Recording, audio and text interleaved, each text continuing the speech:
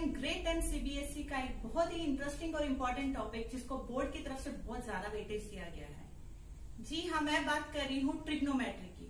Students, trigonometry को board की तरफ से 12 मार्क्स का वेटेज दिया गया है, जो 12 मार्क्स गेन करना हर बच्चे के लिए बहुत ही ज्यादा इंपॉर्टेंट हो जाता है। बट यहाँ पे मैं बताना चाहूंगी कि ज्यादातर बच्चे इसमें मार्क्स लूज कर लेते हैं क्योंकि इसके step by step marking scheme ना पता होने की वजह से। तो चलिए आज हम डिस्कस करने वाले हैं एक ट्रिग्नोमेट्री का ऐसा ही question step by step marking scheme के साथ। तो चलिए स्टार्ट करते हैं। स्टूडेंट्स, यहाँ पे हम डिस्कस करने वाले हैं ट्रिग्नोमेट्री के हाइट्स एंड डिस्टेंसेस का एक इम्पोर्टेंट क्वेश्चन जो कि यहाँ स्क्रीन पे डिस्प्ले हो रखा है। यहाँ पे मैं आपको बताना चाहूंगी, कोई भी स्टेटमेंट क्वेश्चन होता है, कोई भी वर्ड प्रॉब्लम होती है तो उसको पढ़ना और उसको समझना बहुत ही इंपॉर्टेंट हो जाता है। तो चलिए इस क्वेश्चन को रीड करते हैं, इसको अंडरस्टैंड करते हैं और इसके अकॉर्डिंग ही हम इसके फिगर ड्रॉ करते हैं। जहां पे अगर आपकी ट्रिग्नोमेट्री में गलत फिगर आपने ड्रॉ कर दी बोर्ड एग्जाम में तो आपको पूरे का पूरा क्वेश्चन क्रॉस कर दिया जाता है, आपको उसके कोई मार्क्स नहीं मिलते। तो इसको ध्यान में रखते हुए हर स्टेटमेंट को अच्छे से पढ़िए, अच्छे से समझिए और फिर उसकी फिगर ड्रॉ कीजिए, क्योंकि आपकी करेक्ट फिगर देगी आपको 1 मार्क और आपकी रॉन्ग फिगर देगी आपको थ्रू आउट क्वेश्चन में 0 मार्क्स। इसको थोड़ा ध्यान से सोचिए और समझिए। तो चलिए स्टार्ट करते हैं। तो हमारे पास यहाँ पे एक क्वेश्चन है, ये बता रहा है द एंगल्स ऑफ एलिवेशन। यहाँ पे मैं आपको बताना चाहूंगी जो एंगल ऑफ एलिवेशन होता है वो होता है हमारा डाउन टू अप। नीचे से अगर कोई पर्सन देख रहा है उसको हम ऊपर देख रहा है तो उसको हम बोलते हैं एंगल ऑफ एलिवेशन। और एंगल ऑफ डिप्रेशन क्या होता है, जहां पे हम कोई इंसान ऊपर खड़ा है टॉवर के सपोज और नीचे देख रहा है तो वो उसका हो गया एंगल ऑफ डिप्रेशन। ठीक है, तो यहाँ पे इस क्वेश्चन में हमें दिया गया the angle of elevation of the top of a tower from 2 points. तो यहाँ पे हम डिस्कस कर रहे हैं कि एक टॉवर है, ठीक है, angle of elevation of top of tower from 2 points at a distance a and b meters from the base and in the same straight line। तो देखिए एक ही स्टेटमेंट में बहुत कुछ बता रखा है। अब यहाँ पे इस स्टेटमेंट को आपको ब्रेक करना है, उसको समझना है, उसके अकॉर्डिंग ही फिगर ड्रॉ करनी है। तो यहाँ पे अब हम, जैसे मैंने आपको एंगल ऑफ एलिवेशन के बारे में बताया कि नीचे से ऊपर होता है, तो सबसे पहले हम ड्रॉ करेंगे। हमारी फर्स्ट लाइन में हमें दिख रहा है सबसे पहले कि एक टॉवर है, तो अब हम पहले सबसे क्या करेंगे, एक टॉवर ड्रॉ करेंगे। ये है हमारा टॉवर। ये मैं आपको समझाने के लिए यहाँ पर लिख रही हूँ कि एक टॉवर है, ठीक है। अब the angle of elevation of top of tower, जो इसका ये टॉप है उसको कोई नीचे से देख रहा है, उसका एक एंगल ऑफ एलिवेशन है, ठीक है, जो नीचे से ऊपर जाएगा top of tower from 2 points. अब 2 पॉइंट से इसको देखा जा रहा है, ठीक है, from 2 points at a distance of a and b metres from the base. तो टॉवर का ये क्या है, ये है टॉवर का बेस और ये क्या है टॉवर का टॉप, ठीक है। देखिए अब ये हो गया टॉवर का बेस और ये है टॉवर का टॉप।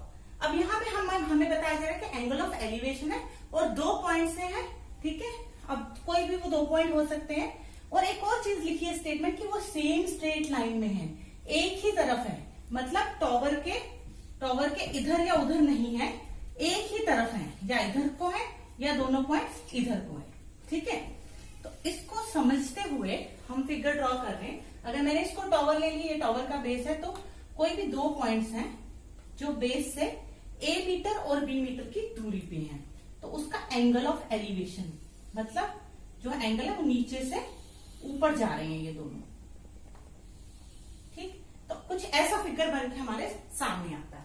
इसके बाद आप देखिए यहाँ पे लिखा है in the same straight line with it are complementary. Students, complementary का मतलब क्या होता है कि व्हेन वी ऐड 2 एंगल्स, जब हम 2 एंगल्स का सम करते हैं, मतलब टोटल करते हैं, तो वो किसके इक्वल होता है, 90 डिग्री के इक्वल। तो मतलब इस एंगल और इस एंगल को अगर हम टोटल करें तो हमारा आंसर क्या आना चाहिए, 90 डिग्री।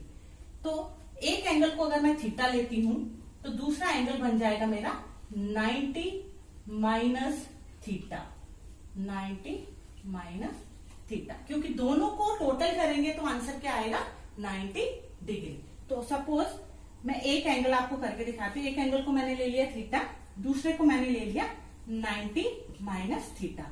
अगर मैं इन दोनों एंगल्स को ऐड करती हूँ, थीटा प्लस 90 माइनस थीटा, इन दोनों को मैं ऐड कर रही हूँ तो मेरे पास क्या आ जाएगा, theta plus 90 minus theta, theta theta cancel हो जाएगा, आंसर आ जाएगा 90 degree.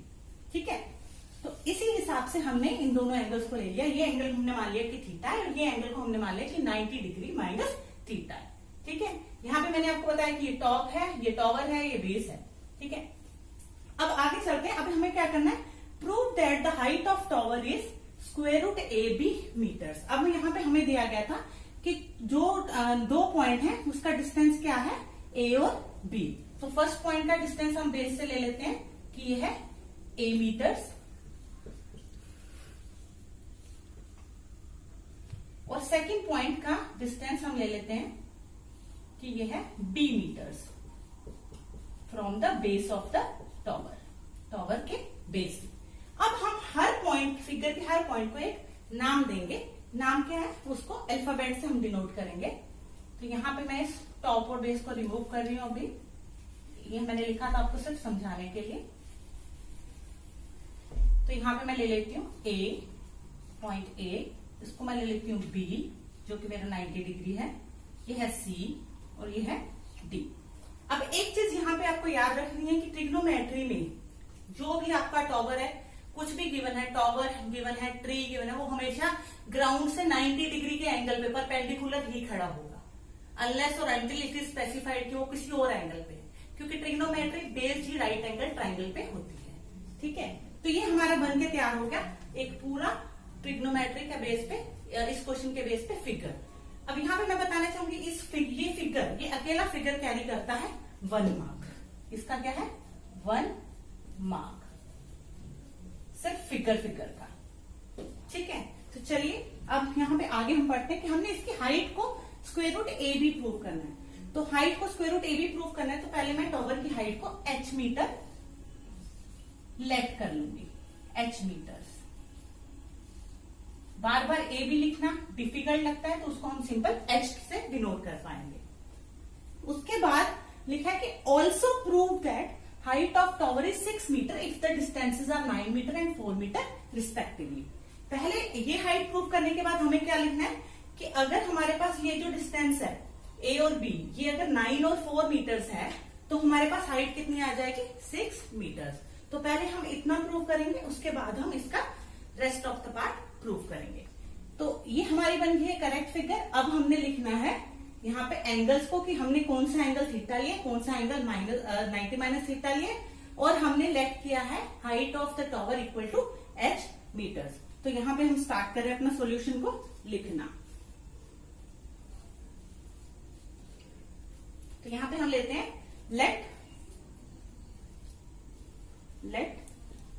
Angle ADB is equals to theta. Angle ADB कितना हो गया हमारे पास, theta, and angle ACB equals to ACB कितना हो गया हमारे पास, 90 degree minus theta, 90 minus theta हो गई। और हम यहां पे क्या कर रहे हैं, let height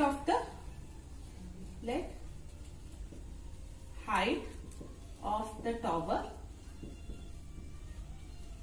B H meters. हमने हाइट कितनी ले ली, H मीटर्स। और यहां पे हम ये डिस्टेंसेस डिनोट करेंगे where DB equals to A meters and CB is equals to B meters, where DB और BD कुछ भी लिख सकते हैं आप इसको, A meters and CB is equals to B meters according to the question। ठीक, ये लिखना बहुत ही जरूरी है। इसके बाद हम स्टार्ट करेंगे अपनी ट्राइंगल्स पे वर्क करना। अब देखिए, जो भी ट्रिग्नोमेट्री का क्वेश्चन होता है, ज्यादातर मैं नहीं बोल रही कि हर बार, ज्यादातर उसमें टेंजेंट थीटा का यूज होता है, क्योंकि हमें इसी बेस पे क्वेश्चंस मिलते हैं। तो चलिए यहाँ पे भी चेक करते हैं। हमारे पास है पहला ट्राइंगल ADB। तो हम फर्स्ट ट्राइंगल को ले लेते हैं, जो कि राइट एंगल ट्राइंगल है। जैसे मैंने आपको बताया था, कोई भी टॉवर, कुछ भी ट्री, कुछ भी गिवन होगा तो वो हमेशा परपेंडिकुलर होगा बेस से। तो हम लेंगे इन ट्राइंगल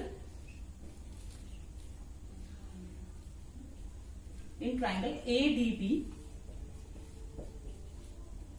ADB में हम लगाएंगे अब यहाँ पे टेंजेंट थीटा। टेंजेंट थीटा हमें क्या करता है, परपेंडिकुलर अपॉन बेस। परपेंडिकुलर हमारा हो गया यहाँ पे AB, बेस हो गया हमारा यहाँ पे DB।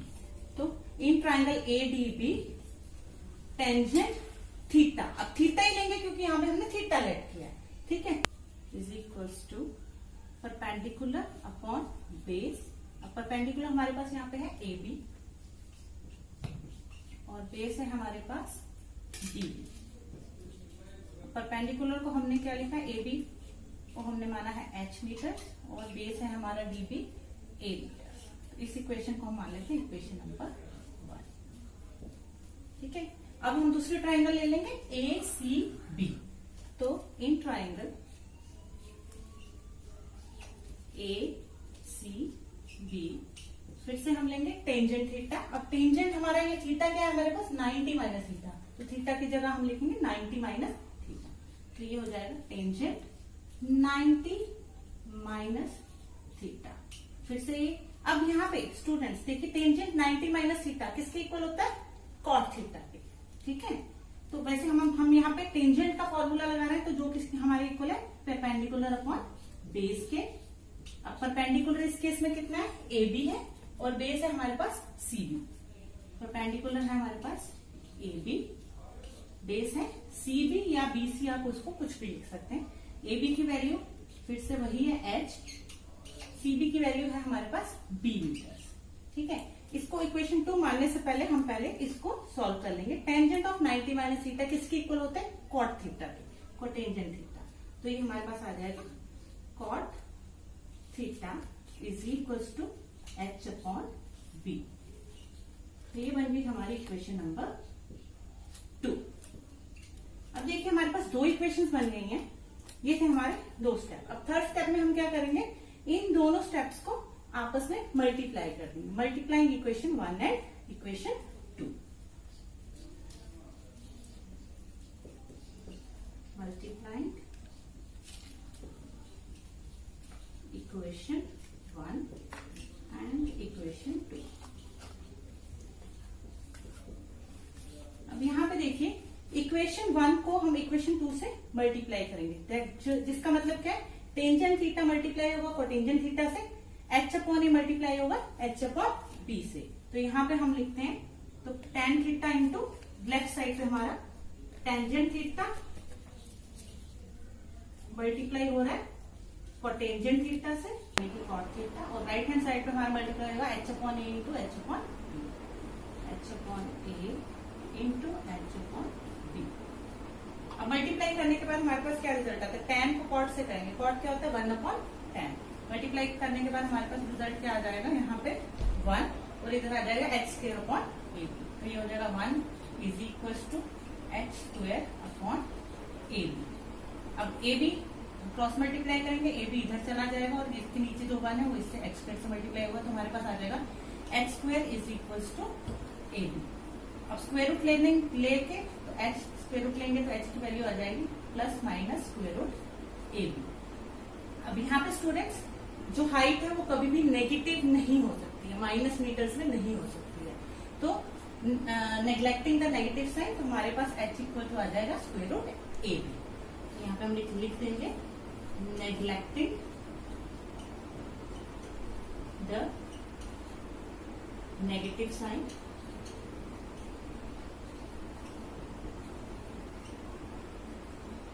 Height h is equal to square root A, जो कि हमने यहाँ पे उसका ये वाला पार्ट हमने क्वेश्चन का प्रूव कर दिया। अब उसके बाद जो लास्ट पार्ट में उसने पूछा हुआ, also prove that height of tower is 6 meter if the distances are 9 meters and 4 metres.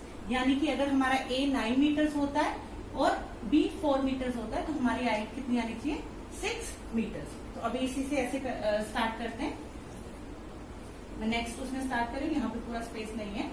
तो इफ अगर हमारे पास A कितना है 9 meters and B is equal to 4 meters, then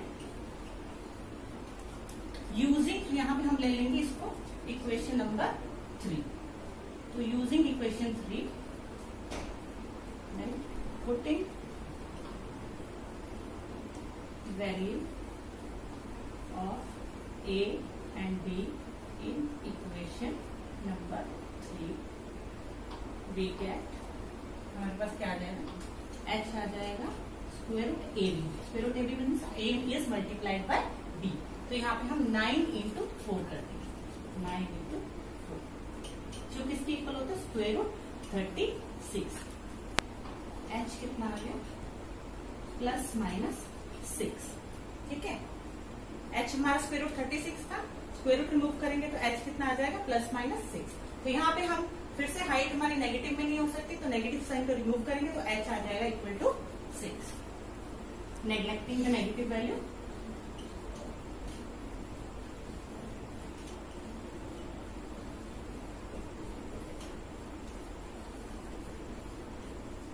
height is equal to 6 meter. तो ये हो गया हेंस प्रूव्ड, जिसको हमने प्रूव कर दिया. ये भी लिखना इम्पोर्टेंट.